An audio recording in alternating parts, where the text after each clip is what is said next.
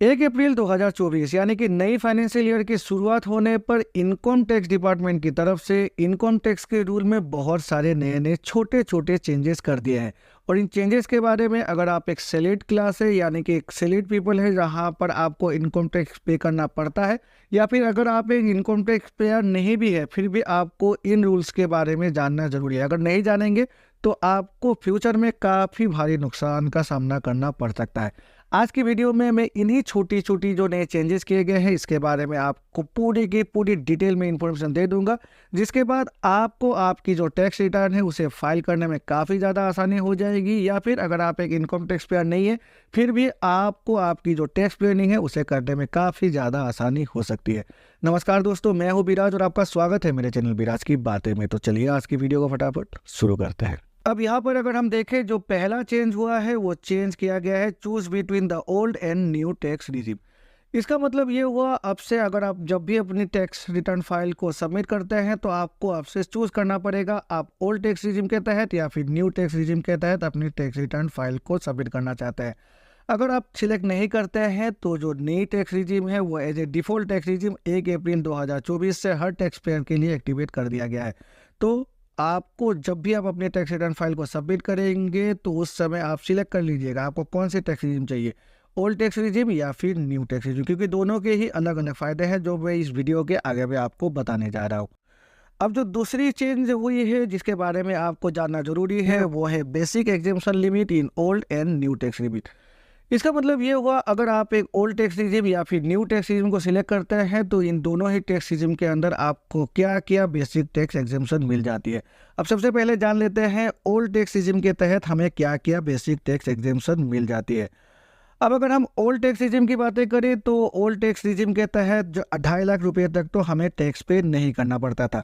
अब 2.5 से 5 लाख के तहत अगर हम टैक्स पे करते, जो हमारी टैक्स की जो स्लैब थी वो थी 5%। अगर हम 5 से 10 लाख के बीच अगर इनकम करते हैं तो हमारी जो टैक्स स्लैब थी, जो इनकम टैक्स की परसेंटेज थी वो थी 20%। और अगर हम 10 लाख से ऊपर टैक्स यहाँ पर इनकम करते हैं तो हमें 30% इनकम टैक्स पे करना पड़ता था। लेकिन अगर हम वहीं पर न्यू टैक्स रिजीम की बातें करें तो न्यू टैक्स रिजीम में जो यहाँ पर ब्रैकेट है वो काफ़ी ज़्यादा अलग दिया हुआ है। अगर आप 3 लाख रुपए तक इनकम करते हैं तो आपको एक भी रुपए एज ए इनकम टैक्स पे नहीं करना पड़ता, मतलब जो टैक्स की परसेंटेज है वो थी 0। अब 3 से 6 लाख रुपए अगर आपकी इनकम है तो यहाँ पर आपको टैक्स पे करना पड़ता था, जो परसेंटेज थी वो थी 5%। अब 6 से 9 लाख रुपए अगर आप करते हैं इनकम तो आपको 10% पे करना पड़ता था। 9 से 12 लाख रुपए अगर आप करते हैं तो आपको 15% करना पड़ता था। फिर 12 से 15 लाख तक अगर आप करते हैं इनकम तो आपको 20% इनकम टैक्स पे करना पड़ता था। और अगर आप 15 लाख से ऊपर इनकम करते हैं तो आपको 30% यहाँ पर इनकम टैक्स पे करना पड़ता था। तो दोनों ही टैक्स रिजीम में अलग अलग ब्रैकेट में अलग अलग परसेंटेज ऑफ इनकम टैक्स आपको पे करना पड़ता था। तो आप अपनी जो इनकम है उसके मुताबिक जो ये टैक्स रिजीम है उसे सिलेक्ट कर लीजिएगा, देख लीजिएगा कहाँ पर आपको ज़्यादा फायदा हो सकता है, कहाँ पर आपको लेस टैक्स पे करना पड़ सकता है। तो इसको ध्यान में रखकर ही अपनी इनकम टैक्स की जो फाइल है उसे पे कर दिएगा।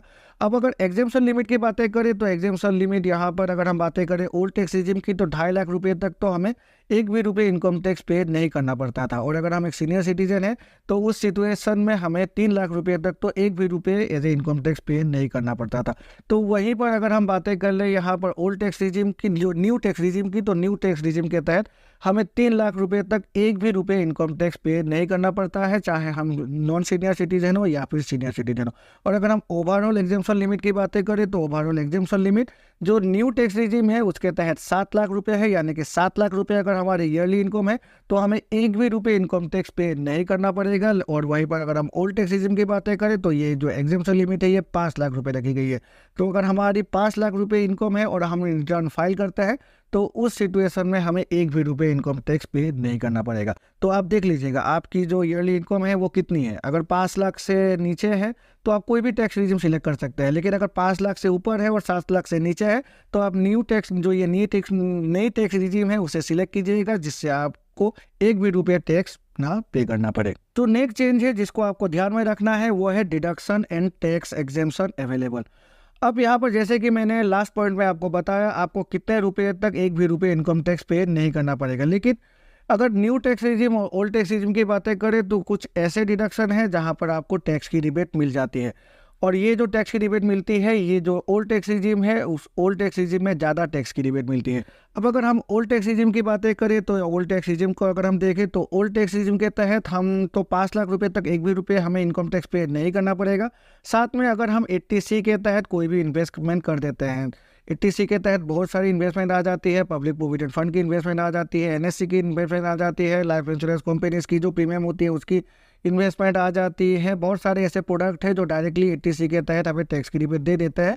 तो अंडर 80C 1.5 लाख रुपये एक्स्ट्रा 1.5 लाख रुपीज़ हमें टैक्स की रिबेट मिल जाती है। उसके बाद और हमें टैक्स की रिबेट मिल जाती है अंडर 80D, जो हम प्रीमियम पे करते हैं अपनी जो हेल्थ इंश्योरेंस है अपने लिए या फिर अपने घर में जो हमारे फादर या फिर मदर है उनके लिए, तो उसके तहत भी हमें एक्स्ट्रा 50,000 की अंडर 80D टैक्स की रिबेट मिल जाती है।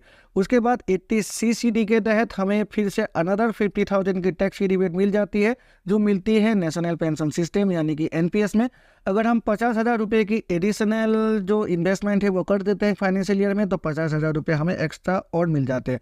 तो 1.5 लाख अंडर 80C, फिर 50,000 अंडर 80D जो हेल्थ इंश्योरेंस की प्रीमियम है, प्लस 50,000 अंडर 80CCD1 भी जो हमें 50,000 रुपये मिल जाती है NPS की कंट्रीब्यूशन में। तो यहाँ पर हो जाती है 2.5 लाख रुपये एक्स्ट्रा, तो 5 लाख प्लस 2.5 लाख हो जाती है 7.5 लाख, प्लस 50,000 जो स्टैंडर्ड डिडक्शन है उसके तहत मिल जाती है टैक्स रिबेट, वो हो जाती है 8 लाख। और अगर हमने यहाँ पर एक हाउसिंग लोन ले रखा है और हाउसिंग लोन की इंटरेस्ट अमाउंट 2 लाख रुपये को क्रॉस कर जाती है, तो 2 लाख रुपये तक हमें अंडर जो हाउसिंग लोन की इंटरेस्ट है उस इंटरेस्ट अमाउंट पर टैक्स की रिबेट मिल जाती है। तो टोटल अगर हम देख ले हो जाती है 5 लाख प्लस 5 लाख जो डिडक्शन एग्जेम्पशन है उसको दिखाकर 10 लाख तक हम ओल्ड टैक्स रिजिम के तहत एक भी रुपये इनकम टैक्स के पे किए बिना ही अपनी टैक्स फाइल रिटर्न फाइल को सबमिट कर सकते हैं। अब अगर हम न्यू टैक्स रिजिम की बातें करें तो न्यू टैक्स रिजिम में जो ये एग्जेम्पशन है, ये एग्जेम्पशन काफ़ी ज़्यादा कम है।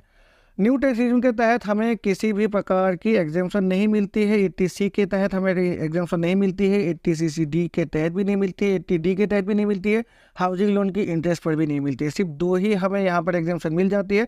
और ये जो एग्जेम्पशन मिलती है वो जो स्टैंडर्ड डिडक्शन है उसके तहत जो 50,000 रुपये है जो ओल्ड टैक्स रिजिम में भी मिलती है वही मिलती है, प्लस यहाँ पर हमें एक्स्ट्रा से और एक एग्जेम्पशन मिलती है।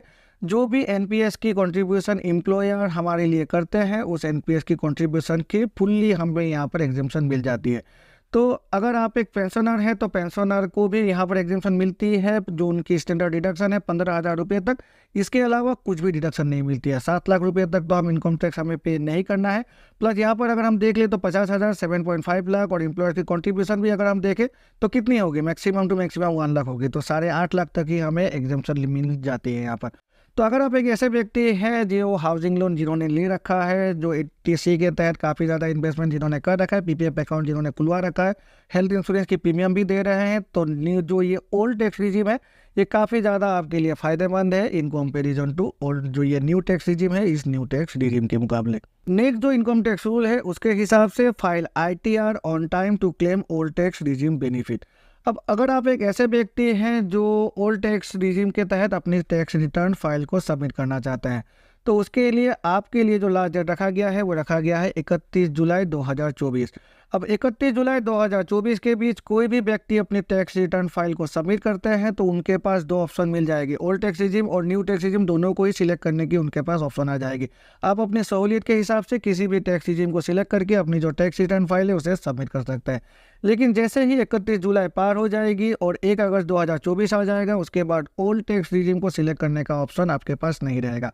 एज ए डिफ़ॉल्ट आपको न्यू टैक्स रिजिम ही सिलेक्ट करना पड़ेगा अपनी इनकम टैक्स रिटर्न फाइल को सबमिट करने के लिए। तो आप अगर ऐसे व्यक्ति हैं जो अंडर ओल्ड टैक्स रिजिम अपनी जो इनकम टैक्स रिटर्न फाइल को सबमिट करके ज़्यादा बेनिफिट अर्न करते हैं, तो आपके लिए जो टैक्स रिटर्न फाइल की लास्ट डेट रखी गई है वो रखी गई है 31 जुलाई 2024, तो इसे ध्यान में रखिएगा। और जो लास्ट चेंज हुई है वो चेंज हुई है सरचार्ज की अमाउंट पर। अगर आप एक ऐसे व्यक्ति हैं जिनकी इनकम 5 करोड़ से ऊपर है एक फाइनेंशियल ईयर में, तो आपके लिए अगर आप न्यू टैक्स रिजिम को सिलेक्ट करते हैं तो आपकी जो सरचार्ज अमाउंट है वो 37% से घटाकर अब 25% कर दिया गया, जो डायरेक्टली आपको काफ़ी ज़्यादा प्रॉफिट पहुंचाने जा रही है। लेकिन अगर आप ओल्ड टैक्स रिज्यूम को ही सिलेक्ट करते हैं तो आपकी जो सरचार्ज की परसेंटेज है वो 37% ही रखा गया है। तो यहाँ पर आपकी इनकम अगर 5 करोड़ से ऊपर है तो मेरे हिसाब से आप देख लीजिएगा, बहुत सारे ऐसे कॉम्बिनेशन और परम्यूटेशन है जिसको आपको देखना है, उसके बाद ही अपनी टैक्स रिटर्न फाइल को सबमिट करना है।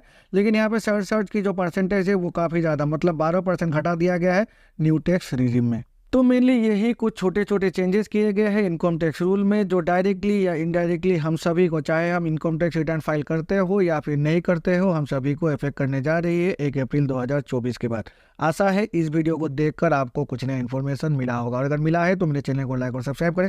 सब्सक्राइब करके बेल आइकन को प्रेस करें जिससे कि मेरे ऐसे नए वीडियोस की नोटिफिकेशन तुरंत आपके पास मिल जाया करेगी। तो चलिए मिलते हैं अपने अगले वीडियो में, तब तक के लिए good bye and take care.